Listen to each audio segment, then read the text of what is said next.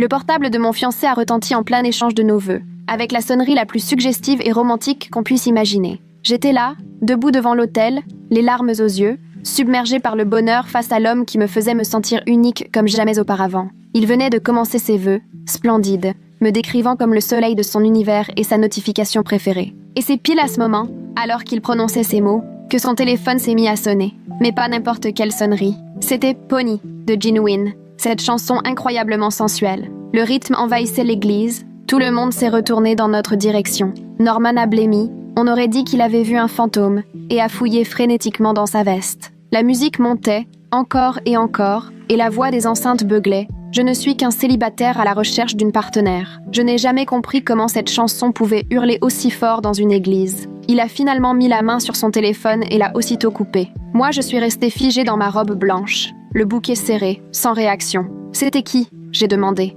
Norman a balayé la salle du regard, mal à l'aise. « Ah, juste un mauvais numéro. Probablement un spam. » « Un spam ? Norman, une telle sonnerie, ce n'est pas celle de base. Tu l'as mise pour quelqu'un en particulier, non ? Je l'ai fixée droit dans les yeux. Alors, c'est qui dans tes contacts qui a droit à cette chanson ? Il a ouvert la bouche, mais pas un son n'est sorti. Son témoin a tenté en riant de détourner l'affaire. C'est sûrement une vieille blague avec les potes. Montre-moi. Je lui ai tendu la main. Montre-moi qui vient d'appeler. Norman a collé le téléphone contre lui, comme pour le protéger. Ça ne concerne personne. On peut reprendre ? Hors de question. Ma voix s'est élevée bien plus que je ne l'aurais voulu. Je ne dirai pas oui tant que tu ne me diras pas à qui était ce fichu appel. Le prêtre a tenté de désamorcer. On ferait mieux de faire une pause, non ? Donne-moi le téléphone, Norman. Il a reculé, secouant la tête. J'ai ramassé les pans de ma robe et j'ai quitté l'hôtel, remontant l'allée à contresens, suivi de Norman qui m'appelait. « Attends, s'il te plaît. » On s'est retrouvés dans le hall, nos familles sur nos talons. Chacun parlait en même temps. C'était le chaos.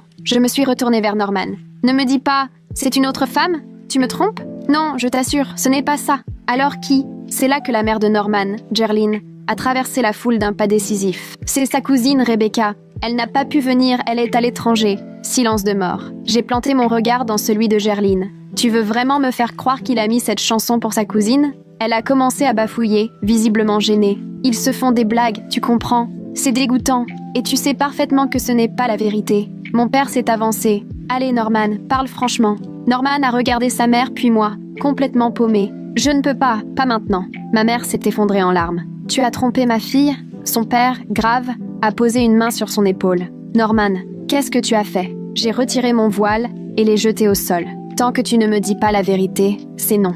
Ce jour qui aurait dû être le plus beau de ma vie virait au cauchemar. J'ai tenté de lui arracher son portable. Il a fait un geste brusque pour le retenir, mais l'a fait tomber dans la fontaine de l'entrée dans un énorme plouf. Toute la pièce a retenu son souffle. Norman s'est précipité pour récupérer son téléphone, mais il était déjà grillé. Il avait presque l'air soulagé que je ne puisse plus voir qui venait d'appeler. Désolé, il est mort. S'il te plaît, on peut continuer ? Claire, ma demoiselle d'honneur, s'est interposée. S'il avait vraiment rien à cacher, pourquoi ça l'arrange que le téléphone soit fichu ? Je veux la vérité, ai-je insisté. Tout de suite. Sinon, il n'y aura pas de mariage. Norman tremblait, les yeux pleins de larmes. Tu as 5 secondes.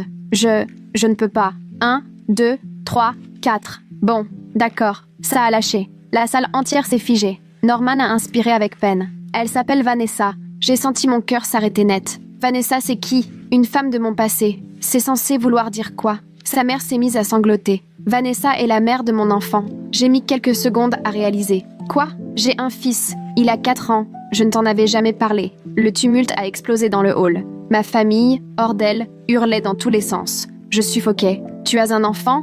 Depuis 4 ans ? Tu me caches ça ? Je n'arrivais pas à reprendre le fil. Et cette sonnerie alors ? C'est un reste de notre histoire il y a des années. J'ai oublié de la changer. Elle ne m'appelle jamais. Pourquoi alors tu paniques autant ? Norman était livide. Parce que... c'est pas tout. Je me suis sentie vaciller. Quoi d'autre ? Il y a 3 mois, elle est revenue en ville. On s'est croisés dans un bar et on a couché ensemble. Une seule fois, je te jure. J'ai eu la sensation de m'effondrer de l'intérieur. Mon père a voulu lui sauter dessus. Mes frères l'ont retenu. Pourquoi elle t'appelle aujourd'hui ? Ai-je lancé. Norman, muet, n'arrivait plus à répondre. Sa mère a lâché dans un souffle. Elle est enceinte. Mes jambes ont lâché. Très bien, on va l'appeler. J'ai sorti mon téléphone. Donne-moi son numéro maintenant. Norman restait planté là, livide. Mon père lui a glissé un regard qui n'acceptait aucune objection. Norman a sorti de sa poche intérieure sa tablette, les mains tremblantes, et l'a déverrouillée sans piper mot. Je lui ai pris des mains et fouillé dans ses contacts et trouvé Vanessa Wooten. J'ai relevé le numéro, les doigts là tremblants,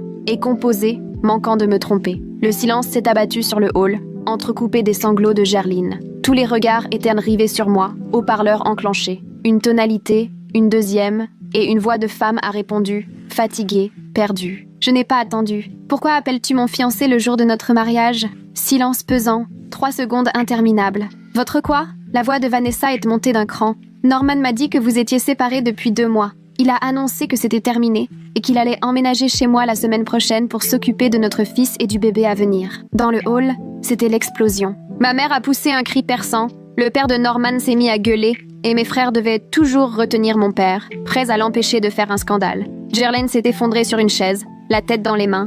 Moi, j'avais toujours le téléphone rivé à l'oreille. J'entendais juste la respiration de Vanessa de l'autre côté, comme un souffle suspendu. Il t'a vraiment dit qu'on était séparés? Ma voix me paraissait étrangère, toute aiguë. On prépare ce mariage depuis 8 mois. Les invitations, ça fait 3 mois qu'elles sont parties. À peine fini, Vanessa s'est mise à hurler en espagnol. Je ne comprenais rien, mais la colère transperçait chacun de ses mots. Ce sale menteur, il venait 2 fois par semaine chez moi, jouait avec Jasper, jurait qu'on allait former une famille. Il m'a dit que t'étais juste une copine qui se faisait des idées. J'ai jeté un regard à Norman.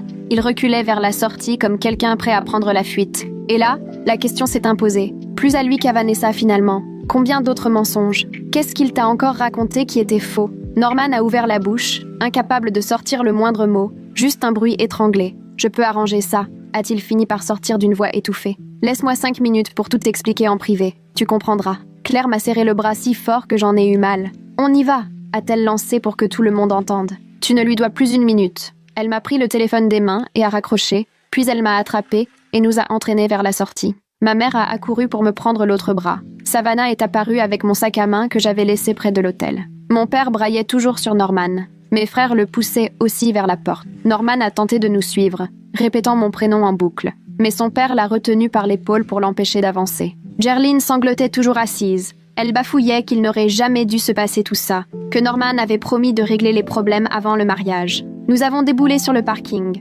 brusquement assaillis par une lumière de soleil qui semblait presque irréelle, trop vive, trop normale après ce chaos. Ma mère a voulu me guider jusqu'à leur voiture, mais Claire a tranché. C'est moi qui conduis. Vous et Savannah, suivez-nous. Mon père, lui, fonçait déjà vers son pick-up, furieux, les poings serrés. On s'est retrouvés chez mes parents, tous dans des voitures différentes, et j'étais secouée de tremblements au point d'en claquer des dents, alors qu'il ne faisait même pas froid. Claire conduisait d'une main, de l'autre, elle gardait la mienne fermement posée sur mon genou. Silencieuse mais là, je regardais les rues défiler derrière la fenêtre, tout me paraissait irréel, comme si c'était une autre ville, une autre vie. Chez mes parents, tout le monde s'est engouffré à l'intérieur et ma mère m'a installée directement sur le canapé.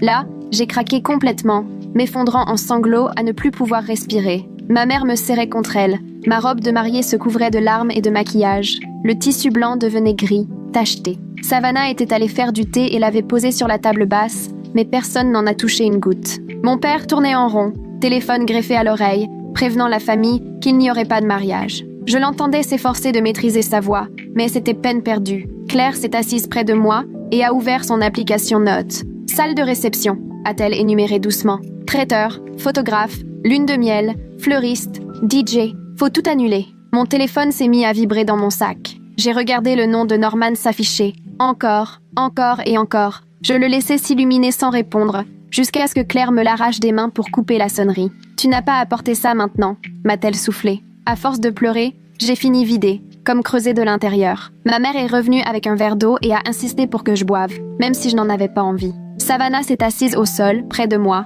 juste pour être là. Mon père a terminé ses appels et s'est laissé tomber dans son fauteuil, le visage pâle et défait. Ce soir-là, quand tout le monde s'est enfin calmé et que ma mère a essayé de me faire avaler un peu de nourriture que je n'ai pas réussi à garder, j'ai fini par regarder mon portable. 17 appels manqués de Norman, 6 messages vocaux. J'ai mis mes écouteurs et lancé le dernier. La voix de Norman, entre sanglots et implorations, il voulait tout m'expliquer, prétendait que Vanessa l'avait séduit à un moment où il était perdu et vulnérable, qu'il avait fait une erreur mais qu'il n'aimait que moi. Il affirmait que ce qui s'était passé avec Vanessa ne représentait rien, qu'il voulait me parler de Jasper mais n'en avait jamais trouvé la force. Sa voix montait dans les aigus, de plus en plus désespérée. J'ai supprimé le message sans écouter les autres. J'en avais assez de ses excuses, de ses mensonges, de son perpétuel récit où il n'assumait jamais rien.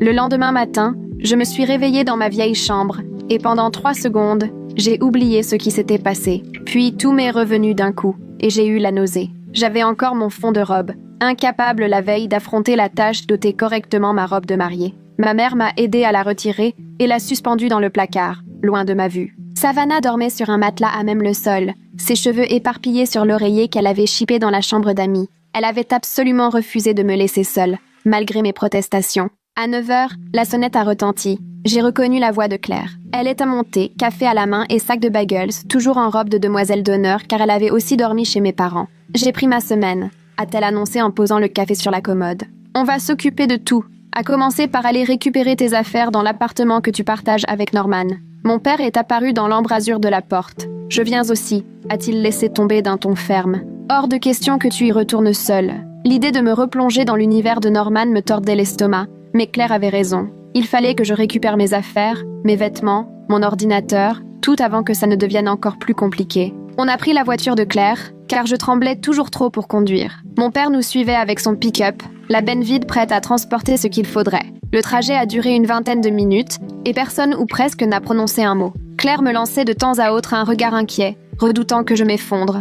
Mais j'ai réussi à rester étrangement calme, complètement absorbée par la suite des événements. Quand on est arrivé devant l'immeuble où Norman et moi avions vécu 2 ans, une douleur sourde m'a tordu le cœur. J'avais été tellement heureuse d'emménager ici, persuadée de vivre le début de notre « pour toujours ». Je suis montée ouvrir l'appartement du 3e avec ma clé, sachant pertinemment que Norman ne serait pas là. Il devait être chez ses parents, à essayer de recoller les morceaux. Tout semblait en ordre. La cuisine impeccable, le canapé sur lequel on avait regardé tant de films, la table basse où on avait mangé ensemble des dizaines de fois. Pourtant, rien n'avait la même allure. Je cherchais des signes que je n'avais pas su voir plus tôt. Claire, sans hésiter, est allée droit dans la chambre commencer à plier mes vêtements, pendant que mon père, campé au milieu du salon, bras croisés et la mâchoire serrée, inspectait la pièce du regard. De mon côté, j'ai ouvert les tiroirs de la cuisine sans trop savoir ce que j'espérais y trouver. Dans celui près du téléphone, je suis tombée sur un chargeur d'iPhone, alors que Norman n'a jamais eu qu'un Android.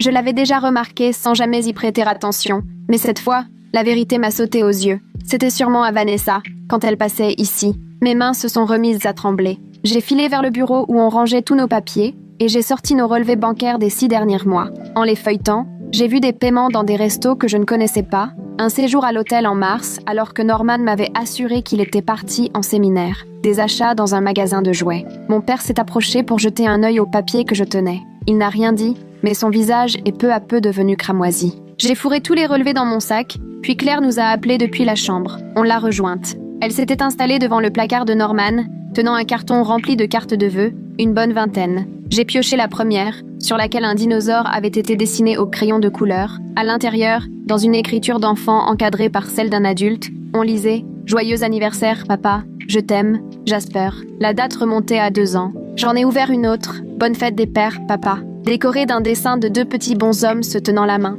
Encore une, « Tu me manques, papa. Quand est-ce que tu viens me voir ?» Mes jambes m'ont lâché et je me suis assise sur le lit. Norman recevait ces mots de son fils depuis des années, les enfouissait dans une boîte cachée au fond de notre placard, puis venait me souhaiter bonne nuit comme si de rien n'était, en évoquant nos enfants à venir. Claire est venue s'asseoir à côté de moi, me réconfortant d'un bras posé sur mes épaules, tandis que mon père sortait d'autres cartes de la boîte, le visage de plus en plus fermé à mesure qu'il découvrait les messages. Je me suis levée, j'ai vidé le placard en arrachant tous mes vêtements des cintres et en les jetant sur le lit, sans aucune précaution. Je n'avais plus qu'une envie, fuir cet appartement où tout me paraissait désormais imprégné de mensonges. Claire m'a aidée à empaqueter mes affaires, pendant que mon père descendait les cartons au camion. À son 3e aller-retour, Claire est restée figée sur le seuil, fixant l'ordinateur de Norman posé sur le bureau. L'écran était encore allumé. Je me suis approchée, j'ai bougé la souris, tout s'est rallumé, Norman n'avait rien fermé, sa boîte mail était ouverte, tout s'affichait. Claire m'a soufflé « Tu devrais regarder »,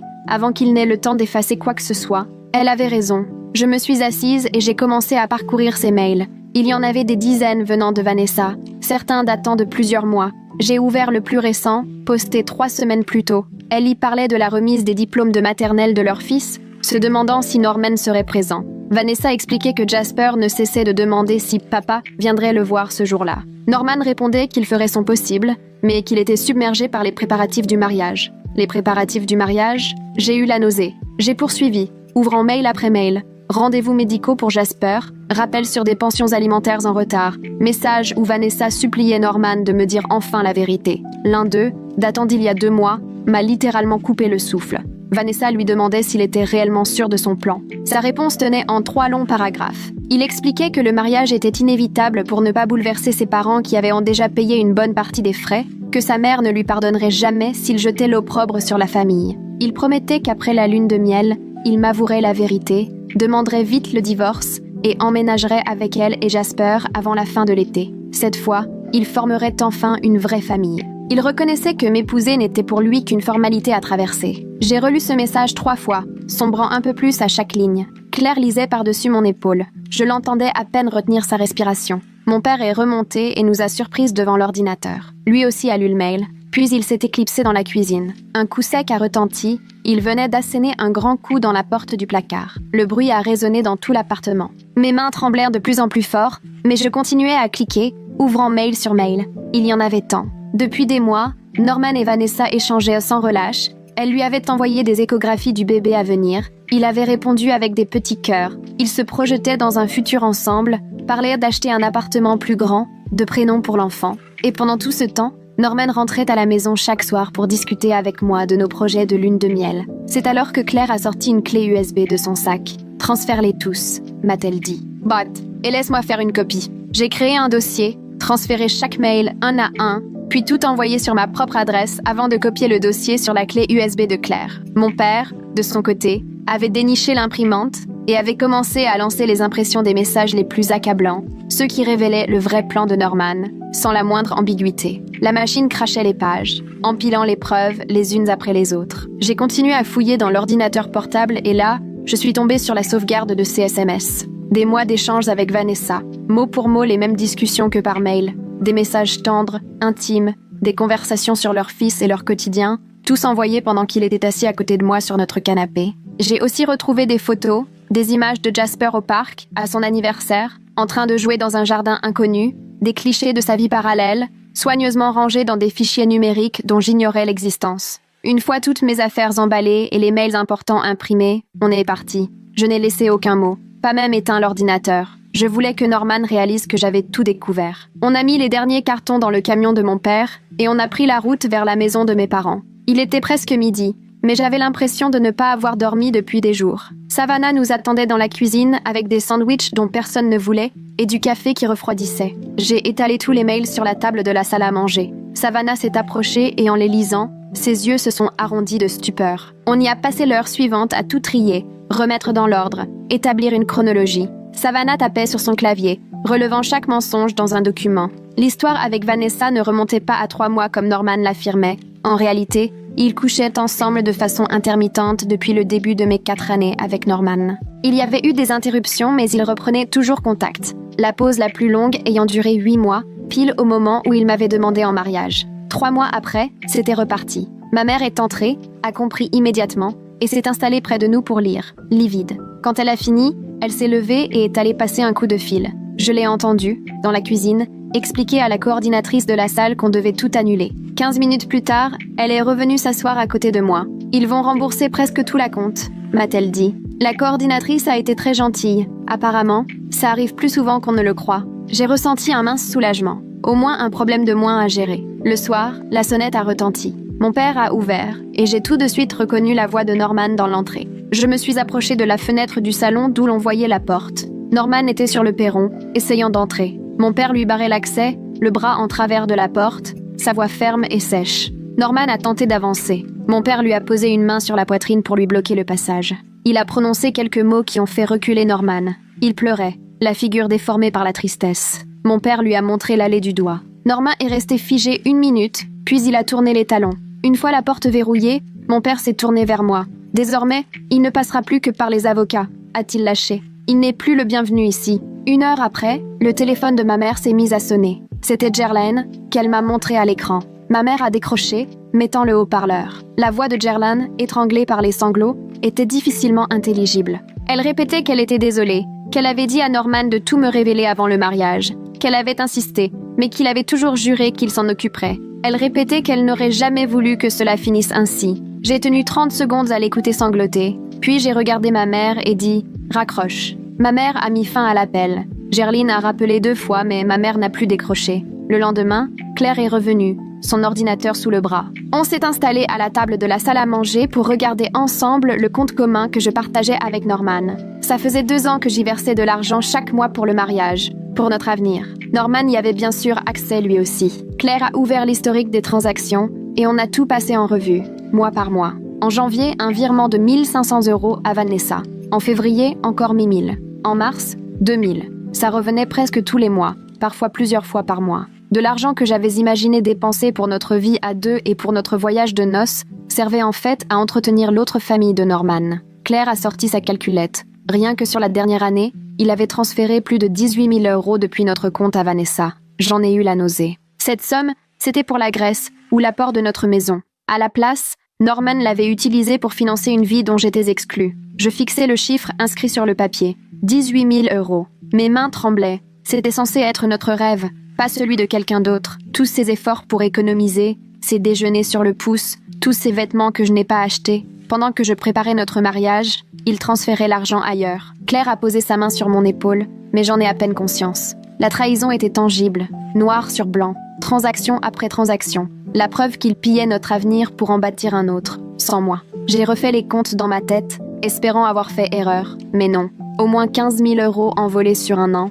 probablement davantage en remontant plus loin. Claire a fermé l'ordinateur et m'a regardé. Il faut protéger ce qu'il te reste, tout de suite. J'ai acquiescé. Elle avait raison. Norman pouvait tout vider à tout moment. On a attrapé mon sac, mes clés, et on s'est précipités à la banque. On est arrivé juste avant la fermeture. L'hôtesse d'accueil semblait surprise quand j'ai demandé à ouvrir un compte sur le champ et à transférer l'argent du compte commun. Elle m'a interrogé du regard. J'ai simplement répondu que le mariage était annulé et que je devais séparer mes finances. Son visage s'est attendri et elle a accéléré le mouvement. On a ouvert un nouveau compte courant à mon nom seul, puis on y a transféré exactement la moitié de ce qu'il restait sur le compte commun. Norman avait déjà tellement vidé le compte que ma part ne dépassait pas 4 000 €. La conseillère m'a aussi aidé à me retirer de ses cartes de crédit et elle m'a conseillé d'annuler carrément la carte commune, histoire de protéger mon dossier. Je l'ai fait sur le champ, la regardant pianoter sur son clavier, chaque clic me donnant l'impression de reprendre un peu de contrôle sur ma vie. Quand on est sorti de la banque, j'étais lessivée mais enfin soulagée.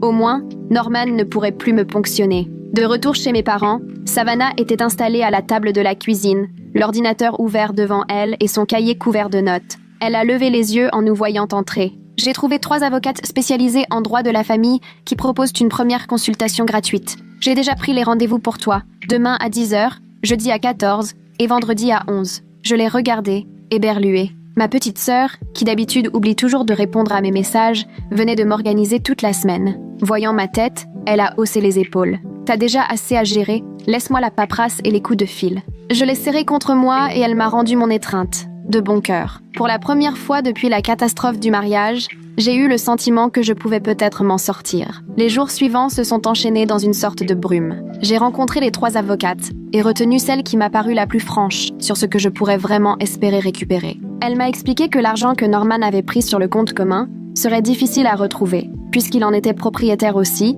mais qu'il restait quelques pistes à tenter.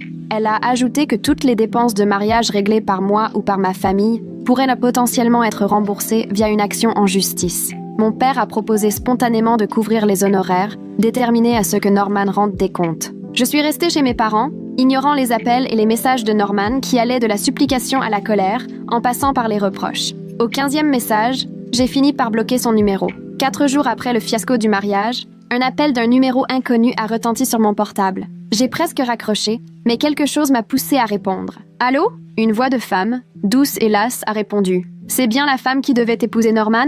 J'ai senti mon cœur rater un battement. « Oui, c'est moi. Qui êtes-vous ?»« Vanessa. Il faut qu'on se voie. Il y a des choses que Norman ne veut pas que tu saches, mais tu as le droit de les entendre. » J'ai lancé un regard à Claire, assise en face de moi. Elle a hoché la tête. « D'accord. Dis-moi où et quand. » On s'est donné rendez-vous dans un café le lendemain matin. Vanessa a précisé qu'elle porterait une veste bleue. Je lui ai dit que je viendrais accompagnée d'une amie, ce qu'elle a tout de suite accepté. Une fois l'appel terminé, Claire m'a demandé ce que j'imaginais que Vanessa voulait me révéler. Je n'en avais aucune idée, mais je savais qu'il fallait que je sache. Cette nuit-là, impossible de fermer l'œil, hantée par ce que Norman avait encore pu me cacher. Quelles autres vérités allaient en jaillir? Le matin suivant, Claire et moi sommes arrivés au café avec un quart d'heure d'avance. On s'est installé au fond, près de la grande vitre, histoire d'avoir vue sur l'entrée. À 10 h tapantes, une femme vêtue d'une veste bleue est entrée. Elle semblait plus jeune que je ne l'imaginais. bien plus jeune. Elle a parcouru la salle du regard, et nos regards se sont croisés. J'ai levé la main et elle s'est avancée vers nous.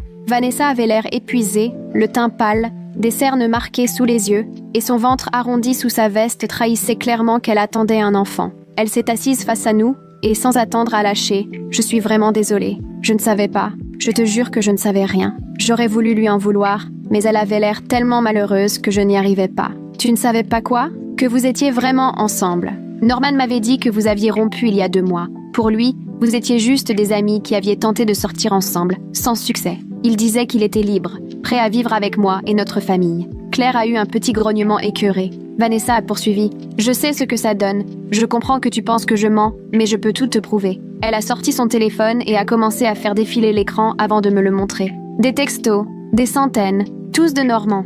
J'ai commencé à lire. Certains remontaient à des années. Parfois, Norman me présentait comme sa colocataire, parfois comme une amie qui l'aidait à payer son loyer. Puis peu à peu, je devenais une sorte de petite amie au courant pour Vanessa et qui acceptait la situation. Ensuite, il affirmait être sur le point de me quitter. Mensonge après mensonge, il avait tout inventé. Vanessa scrollait lentement pour que je voie tout. Il m'a dit que tu étais au courant pour Jasper. Il assurait simplement que tu ne voulais pas t'impliquer avec son fils, ce qui me paraissait étrange, mais je me suis dit que tu avais tes raisons. Il m'a promis que dès que ce serait officiel entre vous, il viendrait s'installer chez nous et que nous formerions enfin une vraie famille. C'était comme observer en direct la réécriture totale de ma propre histoire. Chaque message montrait Norman racontant à Vanessa exactement l'inverse de ce qu'il m'avait dit à moi. Elle était persuadée d'être la principale dans sa vie, tout comme moi. On s'était toutes les deux fait avoir. Il s'est foutu de nous deux, ai-je dit. Vanessa a acquiescé, les yeux brillants de larmes. Mon fils demande toujours où est son papa. Norman passe quand ça lui chante, reste quelques jours, puis disparaît pendant des semaines. Jasper ne comprend pas pourquoi son père repart tout le temps, et il croit que c'est de sa faute. Sa voix s'est brisée sur ces mots, et j'ai senti quelque chose basculer en moi. Ce n'était pas un duel entre Vanessa et moi. Nous étions 2 victimes du même homme. Claire s'est penchée, incisive. « Et Norman, il t'aide financièrement, toi et ton fils ?» Vanessa a esquissé un rire amer. « À peine. Parfois, il envoie un peu d'argent, mais rien de régulier. Il promet de régler les factures, puis fait le mort. Je bosse sur 2 emplois, enceinte, parce que je ne peux rien attendre de lui. Il dit qu'il fera mieux, mais rien ne change. Je repensais aux 18 000 $ que Norman avait pris sur notre compte commun. Cet argent qui aurait dû aller à son fils et qui n'était évidemment jamais arrivé jusque-là. Mais où est donc passé tout cet argent? On est resté là, encore une bonne heure, à comparer nos versions, à tenter de recoller les morceaux manquants de nos histoires respectives. Vanessa m'a montré des photos de Jasper, un petit garçon adorable, avec exactement les mêmes yeux que Norman. Elle m'a raconté sa grossesse, comment Norman n'avait cessé de promettre qu'il serait présent pour cet enfant, mais qu'elle n'y croyait vraiment plus. Elle était usée, à bout de mensonges et lasse d'entendre des promesses dans l'air. Avant de se quitter, on s'est échangé nos numéros. Vanessa m'a assuré qu'elle me tiendrait au courant de la suite de sa grossesse et du test de paternité, même si d'après les dates, elle était certaine que le père, c'était Norman. Claire lui a conseillé de se rapprocher d'un avocat pour la garde et la pension alimentaire. Vanessa a répondu qu'elle y réfléchissait très sérieusement. Sur le chemin du retour, en rejoignant la voiture, Claire m'a glissé. « Tu t'en es bien sorti? Je pensais que tu serais plus en colère. » J'ai haussé les épaules. Je suis en colère contre Norman, pas contre elle. Elle s'est fait avoir tout autant que moi. Ce soir-là, alors que je m'activais à préparer le dîner chez mes parents, mon téléphone s'est mis à vibrer. Numéro inconnu. J'ai répondu sans vraiment y penser. La voix de Norman a claqué directement à l'autre bout de la ligne. « Mais tu te crois où à parler à Vanessa dans mon dos? Tu veux la monter contre moi? T'essaies de détruire ma relation avec mes enfants ?» J'ai éclaté de rire. C'était plus fort que moi. Son culot était hallucinant. « Je ne t'ai rien fait, Norman. C'est Vanessa qui m'a contacté. Et elle n'est pas contre toi. Elle commence juste à ouvrir les yeux. Enfin, tu n'as pas le droit de t'immiscer dans ma famille. Ta famille? Laquelle, Norman? Celle que tu avais avec moi ou celle que tu menais avec elle? Parce que tu ne peux pas jouer sur les 2 tableaux. » Il s'est mis à hurler, repassant en boucle que j'étais injuste, déraisonnable, que je montais tout en épingle pour une petite erreur, que si je l'aimais vraiment, je lui pardonnerais et qu'on pourrait arranger les choses. J'ai raccroché avant même qu'il ait fini et j'ai aussitôt bloqué ce nouveau numéro. Mon père a passé la tête par la porte de la cuisine. « Ça va ?» J'ai fait oui de la tête. Et pour la première fois depuis des jours, c'était vrai. Le lendemain matin, j'avais mon tout premier rendez-vous avec une avocate spécialisée en droit de la famille, celle que Savannah m'avait conseillée. Claire m'a accompagnée parce que je ne me sentais pas vraiment capable d'y aller seule. Le cabinet était situé dans un grand immeuble moderne au centre-ville, avec d'immenses fenêtres et des fauteuils chics dans la salle d'attente. Une femme d'une 50aine d'années à la coupe courte poivre et sel, poignée de main ferme, est venue m'accueillir avant de m'installer dans son bureau pendant que Claire attendait dehors. Je me suis assise face à elle, j'ai sorti mon dossier avec tous mes emails imprimés et mes relevés bancaires. Elle a mis ses lunettes, puis s'est plongée dans mes documents, page après page, le visage impassible, se contentant de griffonner quelques notes sur son bloc-notes jaune. Au bout de 20 minutes, elle a fini par lever la tête. Elle m'a expliqué que les emails où Norman annonçait son intention de me quitter après le mariage constituaient une preuve solide de fraude, et mes relevés bancaires, prouvant qu'il avait pioché dans notre compte commun, ne faisaient qu'appuyer mon dossier. Même sans mariage, j'avais, d'après elle, de très bonnes raisons de porter plainte au civil pour escroquerie et préjudice financier. Elle pouvait m'aider à déposer une plainte et réclamer l'argent qui m'avait été volé. J'ai alors demandé combien ça me coûterait et combien de temps la procédure risquait de durer. Elle m'a parlé d'une provision de $3 000 et m'a prévenu que ça pouvait traîner de 6 mois à 1 an, selon si Norman cherchait à se défendre ou préférait régler ça à l'amiable. Mais elle estimait que j'avais de bonnes chances d'obtenir gain de cause. Elle a aussi abordé la question des frais liés au mariage, expliquant que tout ce que j'avais financé de ma poche, ou que mes parents avaient payé, pouvait potentiellement m'être remboursé devant le tribunal. Bien sûr, elle a précisé que la procédure serait longue et épuisante sur le plan émotionnel, d'autant qu'elle avait déjà vu des affaires similaires se compliquer à cause de personnes qui faisaient traîner, ne se présentaient pas aux convocations ou juraient être insolvables. Mais sur le principe, j'avais le droit d'au moins essayer. Je repensais à tout ce que mes parents avaient investi dans ce mariage, la compte pour la salle, le traiteur, les fleurs, rien que ma robe, c'était $2 000. Alors j'ai regardé l'avocate dans les yeux et je lui ai dit que je voulais y aller à fond, sur tous les plans. Norman n'avait pas à s'en tirer après avoir volé ma famille et moi, sous prétexte que c'était compliqué à affronter. Elle a approuvé d'un signe de tête et m'a dit qu'elle allait préparer le dossier. On a calé un second rendez-vous la semaine suivante pour tout passer en revue avant le dépôt officiel de la plainte. Quand je suis revenue en salle d'attente, Claire s'est levée d'un bond. Elle m'a demandé comment ça s'était passé. Je lui ai expliqué que l'avocate trouvait mon dossier solide. Claire m'a serré fort et m'a dit qu'elle était fière de moi, heureuse de me voir enfin réagir au lieu d'encaisser sans protester ce que Norman avait fait. On est rentré chez mes parents, et là, je me suis sentie soudain plus légère, un peu comme si je reprenais enfin le contrôle au lieu de subir les choix de Norman. Cet après-midi-là, j'étais affalée sur le canapé familial, à éplucher les annonces d'appartements sur mon ordi, quand j'ai reçu un mail. Un message de Norman. J'ai eu la gorge serrée. J'ai failli le supprimer sans l'ouvrir, mais la curiosité a pris le dessus. Je l'ai lu... interminable. Des paragraphes à n'en plus finir. Il commençait par des excuses, et expliquait qu'il avait eu peur de me dire la vérité sur son fils, de crainte que je le quitte. Il disait qu'il m'aimait trop pour prendre le risque de me perdre. Son histoire avec Vanessa, selon lui, n'était qu'un moment d'égarement, une conséquence du stress du mariage. Il se sentait dépassé, avait commis une grosse erreur, reconnaissait qu'il aurait dû tout me dire mais n'en avait pas eu le courage. À présent, il voulait qu'on se donne une seconde chance, promettait de tout faire pour prouver qu'il pouvait être l'homme que je méritais, proposait même une thérapie de couple. Il rappelait tous nos souvenirs heureux, nos voyages, nos blagues, prétendait que j'étais sa meilleure amie, son âme sœur, qu'il ne s'imaginait pas vivre sans moi. Il suppliait pour une dernière chance de réparer les choses. Le mail semblait interminable et, à la fin, tout ce que je ressentais, c'était de la colère. À aucun moment, il ne prenait vraiment ses responsabilités. Il ne parlait que de ses peurs, de son stress. Tout tournait autour de lui. Son infidélité devenait, sous sa plume, un simple moment de faiblesse, une espèce de fatalité, jamais un vrai choix. 4 ans à me cacher un enfant, mais visiblement, c'était uniquement parce qu'il était effrayé, jamais parce qu'il mentait. Sa capacité à se défausser de ses actes était presque fascinante. J'ai refermé l'ordinateur avant de regagner ma vieille chambre. Je me suis installée à ce bureau où je passais des heures sur mes devoirs au lycée, puis j'ai consulté mes mails sur mon téléphone et j'ai répondu tout simplement que ton avocat contacte le mien. J'ai juste recopié le nom et les coordonnées de mon avocate, envoyé le message et, aussitôt, bloqué l'adresse de Norman. J'ai aussi de nouveau bloqué son numéro, au cas où il tenterait encore de m'appeler d'une autre ligne. J'en avais fini de laisser la porte ouverte à ces petites manœuvres. Savannah a frappé puis est entrée. Elle m'a demandé si ça allait. Je lui ai raconté ce que Norman venait d'envoyer et la façon dont j'avais répondu. Elle a acquiescé. C'est parfait. Court et précis. Il ne pourra rien déformer. Elle s'est assise sur mon lit, a sorti son téléphone et ajouté qu'il fallait vraiment qu'on se mette à chercher un appart, que je n'allais pas pouvoir squatter chez nos parents indéfiniment. J'avais besoin de mon propre espace pour pouvoir tout recommencer. On a passé 2 heures à éplucher des annonces, la plupart hors de prix ou situées dans des quartiers franchement pas rassurants. Mais Savannah a fini par dénicher un petit studio dans un coin que j'adore. Parquet, grande fenêtre, dispo tout de suite et un loyer raisonnable en plus. J'ai appelé direct le propriétaire pour prendre rendez-vous le lendemain. Mes parents ont promis de m'aider pour la caution et le premier loyer. Le lendemain matin, Savannah et moi étions devant l'immeuble, un vieux bâtiment au 3e étage, avec un café au coin de la rue. Le proprio nous attendait déjà dehors, un monsieur d'un certain âge qui possédait les lieux depuis 3 décennies.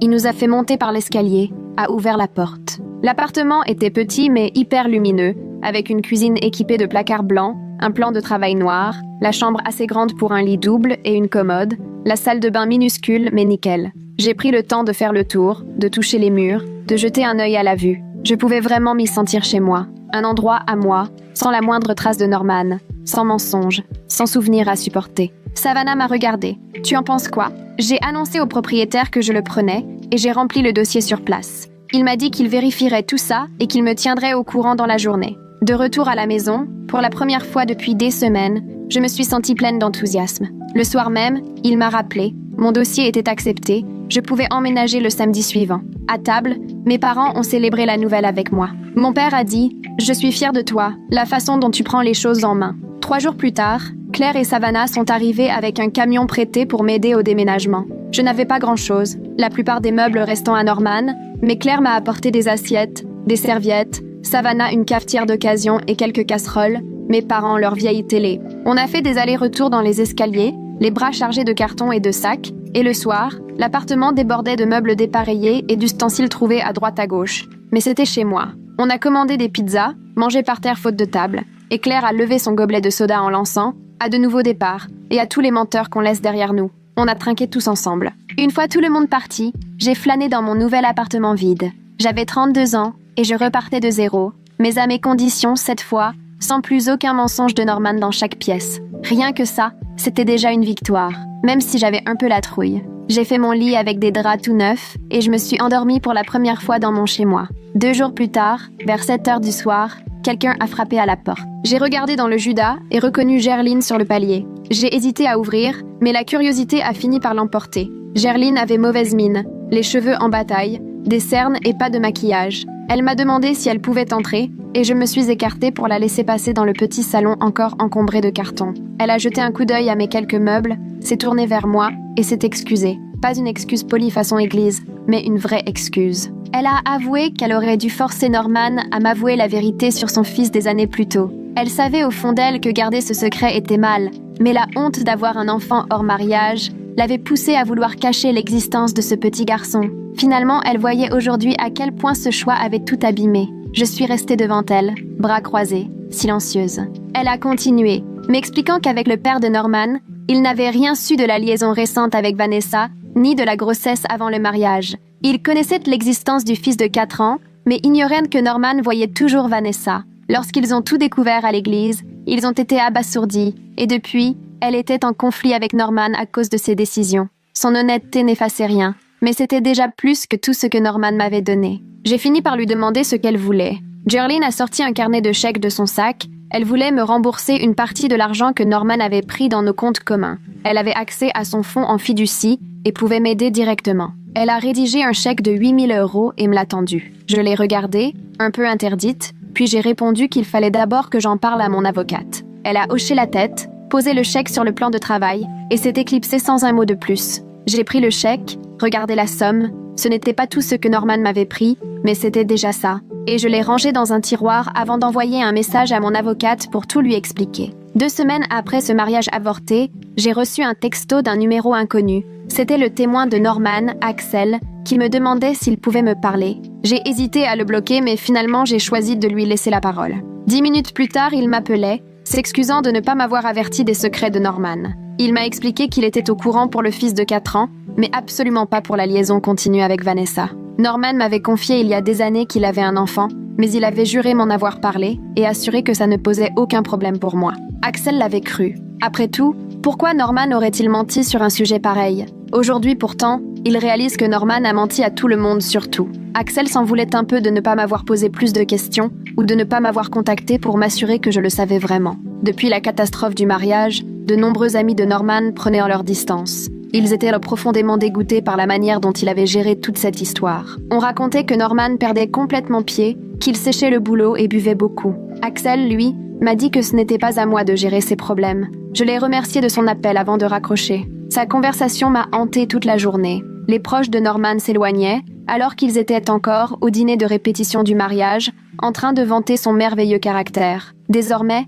il ne pouvait plus le regarder en face sans ressentir du mépris. D'une certaine manière, ça me satisfaisait. En même temps, une autre partie de moi ne ressentait plus rien du tout. J'ai préparé mon dîner. Je me suis effondrée sur le canapé et je suis restée à fixer le mur. Mon téléphone a vibré. Un message de Savannah qui demandait si ça allait. Je lui ai répondu que oui, que j'avais juste besoin d'un peu de temps pour moi, ce qui n'était pas totalement faux. Le lendemain matin, j'ai appelé le cabinet de la psy que Claire m'avait recommandé. La secrétaire m'a trouvé un rendez-vous le jour même avec Isabella Parsons. Je suis arrivée en avance, j'ai complété les formulaires sur mes antécédents et la raison de ma venue. À la question « motif de la visite », j'ai simplement écrit « mariage annulé suite à la trahison de mon fiancé ». Isabella est venue me chercher à l'heure pile. Elle avait l'air plus jeune que ce à quoi je m'attendais. Sans doute dans la trentaine bien entamée, des yeux pleins de douceur et une voix très calme. Son bureau baignait dans une lumière apaisante, les fauteuils étaient accueillants. Elle m'a tout de suite proposé de raconter ce qui s'était passé. J'ai repris du début, à partir de l'appel reçu durant la cérémonie. Les mots me sont venus avec plus de facilité que je ne l'aurais cru. Isabella s'est contentée d'écouter, sans jamais m'interrompre.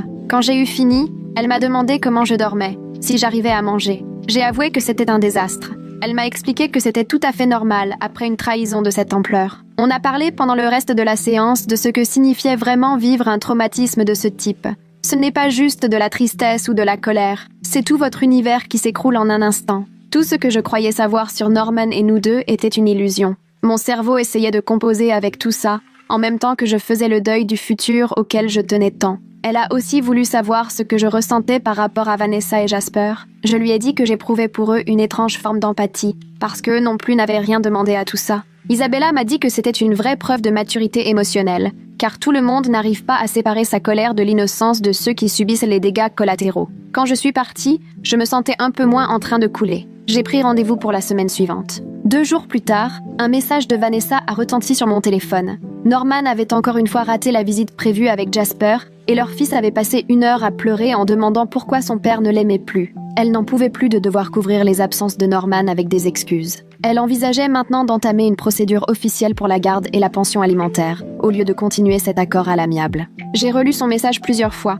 le pauvre gosse. À 4 ans, il comprenait déjà que son père n'était pas fiable. J'ai répondu tout de suite. Elle devait impérativement prendre un avocat et officialiser la situation, parce que Norman ne changerait pas de lui-même. Il lui fallait des limites légales, sans quoi rien ne s'arrangerait. Je lui ai transmis les coordonnées de mon avocate, qui avait été redoutablement efficace et franche avec moi. Vanessa a répondu dans la minute pour me remercier. Elle n'aurait jamais cru que l'ex de Norman serait plus bienveillante envers elle que Norman lui-même. Je lui ai envoyé le nom et le numéro de mon avocate, et je l'ai prévenue qu'il était possible que Vanessa l'appelle prochainement. Mon avocate m'a assuré qu'elle orienterait Vanessa vers quelqu'un de très bien en droit de la famille. 3 semaines après la débâcle du mariage, mon avocate a envoyé à celle de Norman une mise en demeure officielle, réclamant le remboursement des 15 000 € que Norman avait prélevés sur nos comptes communs, ainsi que la moitié des frais de mariage avancés par ma famille. Au total, environ 25 000 €. 2 jours après, l'avocat de Norman a proposé un accord à 5 000 €. Mon avocate m'a appelé pour en discuter, jugeant l'offre dérisoire et me conseillant vivement de refuser. Nous avions toutes les preuves nécessaires concernant les retraits sur nos comptes et les dépenses du mariage. Selon elle, l'avocat de Norman essayait juste de voir si j'étais prête à accepter facilement un compromis. Je lui ai répondu de refuser l'offre. Je voulais aller jusqu'au bout. 1 semaine plus tard, nous avons déposé une plainte civile contre Norman pour fraude et préjudice financier. Mon avocate m'a averti que la procédure risquait de durer plusieurs mois. Les audiences venaient lentement, et Norman pouvait encore tenter de tout faire traîner. Mais à ce stade, cela m'était égal. Au moins, j'agissais, je reprenais la main sur ma vie. Cette procédure, c'était presque une façon de retrouver un peu de contrôle. Un mardi soir, Norman a débarqué ivre devant mon immeuble vers 23 h. J'étais déjà couchée quand mon interphone s'est mis à retentir sans relâche. Je me suis levée, j'ai décroché pour savoir qui c'était. La voix pâteuse et furieuse de Norman a résonné. Il hurlait que je détruisais sa vie, que je retournais tout le monde contre lui, que je réclamais un argent qu'il n'avait plus. Il était presque incompréhensible. J'ai menacé d'appeler la police s'il ne partait pas. Il a continué à brailler et à harceler l'interphone, ce qui a fini par agacer les voisins. Les agents de sécurité de l'immeuble l'ont reconduit dehors. Je l'ai observé par la fenêtre, titubant, manquant de s'effondrer, puis montant dans sa voiture sous l'œil vigilant des agents. J'ai appelé la police sur la ligne non urgente pour signaler l'incident. On m'a informé qu'un agent viendrait prendre ma déposition. Le lendemain matin, je me suis directement rendue au tribunal pour déposer une demande d'ordonnance de protection contre Norman.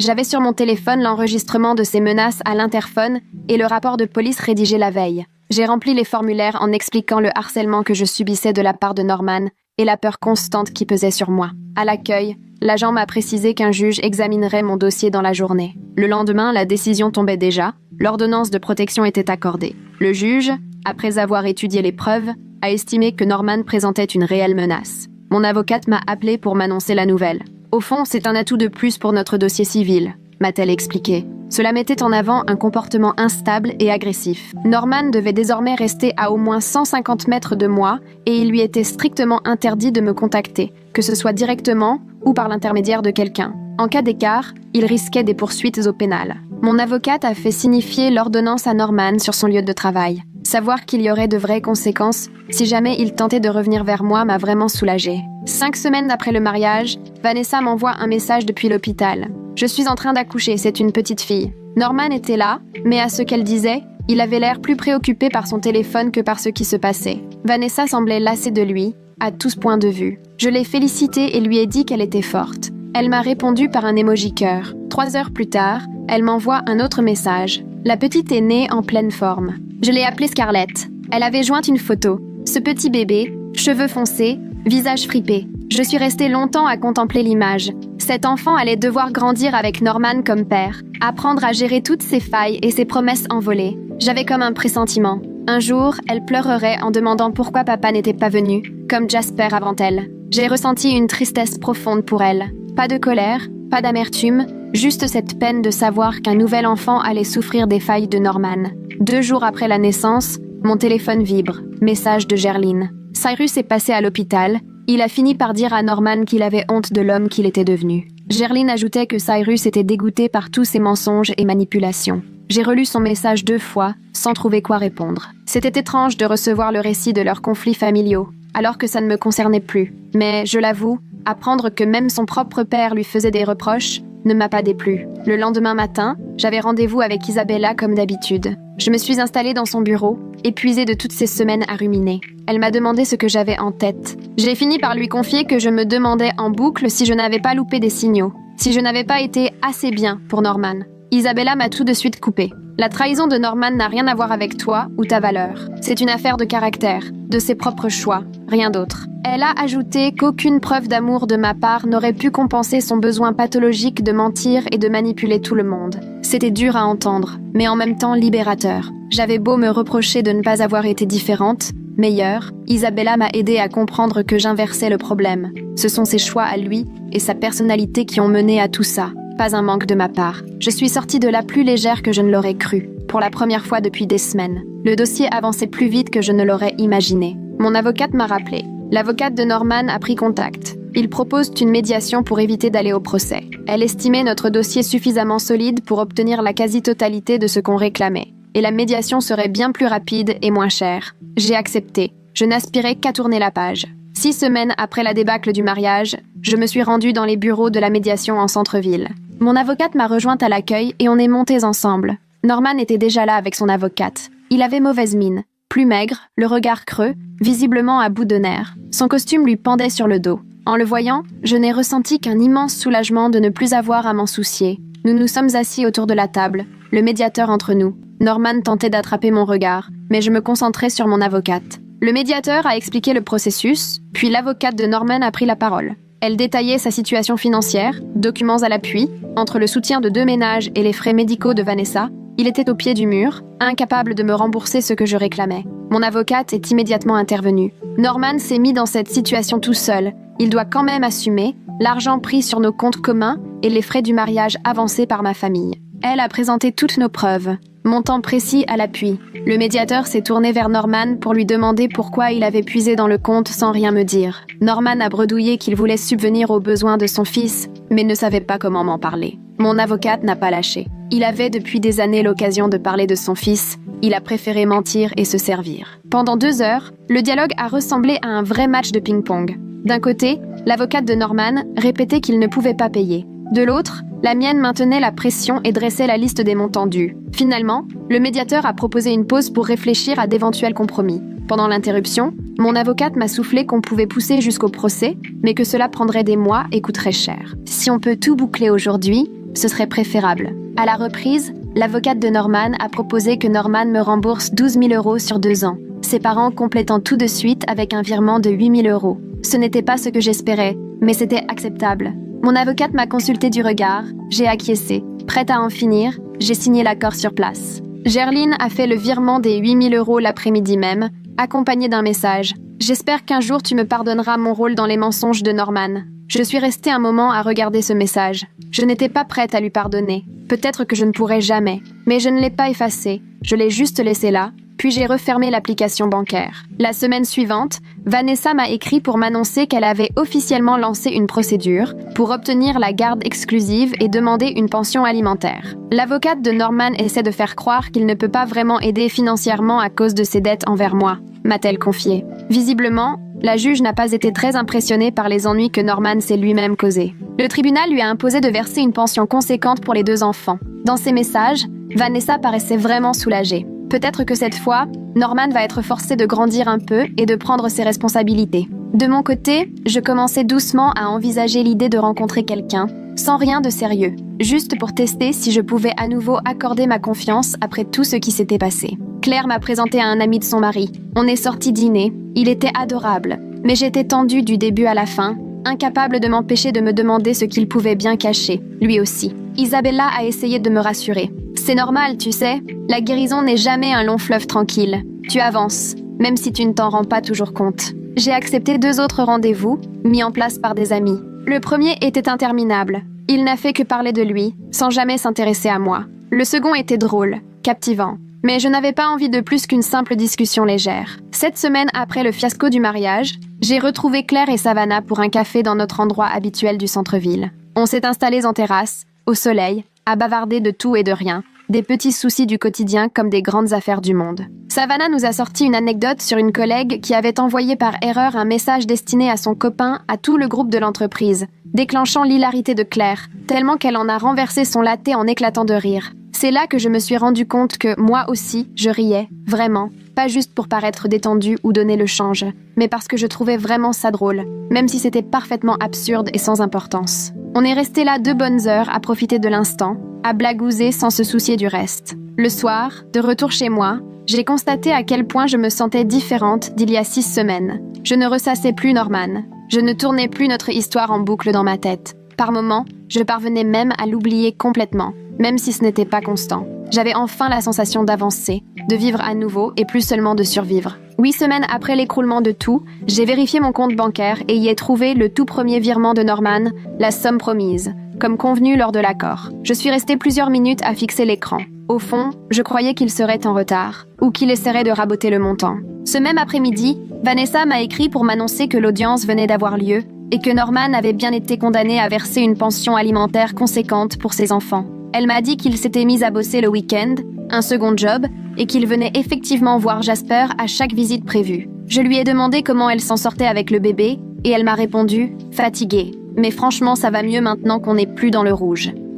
C'était étrange de recevoir des nouvelles de Norman par l'intermédiaire de Vanessa, plutôt qu'en direct, mais au fond, c'était bien plus simple ainsi. Je n'avais plus à porter ce poids-là, ni à essayer de réparer ce qui ne me concernait plus. 3 jours plus tard, je me suis arrêtée dans mon café habituel avant de rejoindre Claire pour déjeuner. J'attendais tranquillement ma commande quand j'ai entendu quelqu'un m'appeler. Je me suis retournée, c'était Axel, installé dans un coin avec son portable. Il m'a fait signe de venir, alors je l'ai rejoint, un peu gênée mais sans rancœur. Il m'a demandé comment j'allais et j'ai répondu, sans détour, que ça allait, même mieux que ce que j'aurais pu imaginer. Il a hoché la tête et m'a dit qu'il était content pour moi. Puis il a mentionné que Norman suivait maintenant une thérapie, 2 fois par semaine apparemment. J'ai haussé les sourcils, Axel a haussé les épaules avant d'ajouter « Je suppose que c'est son avocat qui lui a conseillé, histoire de donner une bonne impression au juge. Franchement, je ne sais pas s'il a vraiment envie de changer ou s'il fait juste semblant pour sauver la face. » J'ai apprécié cette franchise, ce recul sans méchanceté. On a discuté 10 minutes, de son boulot,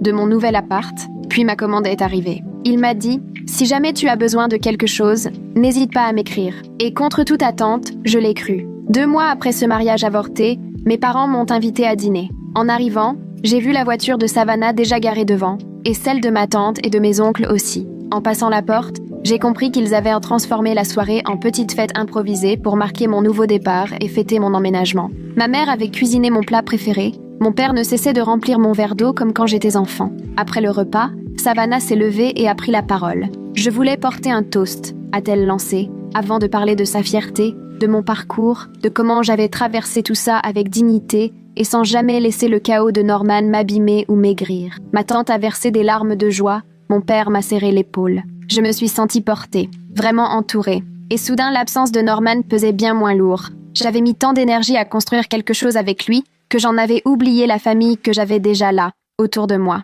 Ce soir-là, rentrée chez moi, je me suis installée dans mon salon, sur ce canapé que j'avais choisi moi-même, et j'ai regardé autour de moi, ce chez-moi enfin à moi. Plus de compromis à négocier, plus de secrets à cacher dans un coin du placard. J'ai repensé à ce que j'imaginais à cet âge-là. Je me voyais mariée, sans doute en train de me chamailler avec Norman pour savoir qui ferait la vaisselle, ou à préparer notre tout premier Noël ensemble. Ce n'était pas ce futur-là, mais assise là, entourée de mes propres affaires, j'ai compris que j'allais vraiment bien. Et peut-être même que c'était une chance d'avoir découvert qui était Norman avant de m'attacher à lui pour de bon. Aujourd'hui, je reconstruis quelque chose de vrai, entouré de gens qui me respectent et m'aiment sincèrement. Finalement, ça ressemblait à la meilleure fin possible pour ce qui avait été le pire des scénarios.